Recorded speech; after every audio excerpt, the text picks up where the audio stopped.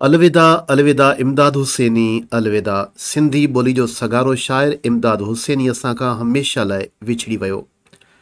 संदसि विछोड़े ते सिंध अंदरि ॾुख जी लहर पखिड़िजी वई आहे। सिंधी अदबी संगत सिंध 3 ॾींहं सोग मल्हाइण जो ऐलान कंदे संदसि विछोड़े खे सिंधी ॿोली, सिंधी अदब ऐं सिंधी शाइरी लाइ बेहद घणो नुक़सानु करार ॾिनो आहे। सिंधी अदबी संगत सिंध जे सेक्रेटरी जनरल परियल दाए, औरत जॉइंट सेक्रेटरी आपा नज़ीर नाज़, जॉइंट सेक्रेटरी खाकी जानी, खजानची नईम मलिक, ऑडिटर कादिर जागीरानी ऐं नजीब चांडे चयो आहे त इमदाद हुसैनी जदीद सिंधी शाइरी खे पंहिंजे ॾात वसीले सवें रंग अता कया। हू मौजूदा दौर जे सिंधी शाइरी जी सरवाणी कंदड़ पहिरें सफ़ जो वॾो शाइर हो, जंहिं जे विछोड़े बाद संदसि पाए जो हाणे को बि शाइर नाहे रहियो। संदसि ख़िदमतूं सदाईं यादि रखियूं वेंदियूं ऐं संदसि जुदाई जो ख़ाल भरिजणु मुश्किल आहे। इमदाद हुसैनी केतिरनि ॾींहनि खां साह जी बीमारी में मुब्तला हो।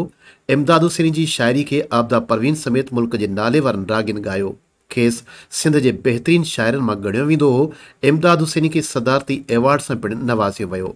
सिंध जो नाले वारो शाइर इमदाद हुसैनी असां खां हमेशह लाइ विछड़ी वियो।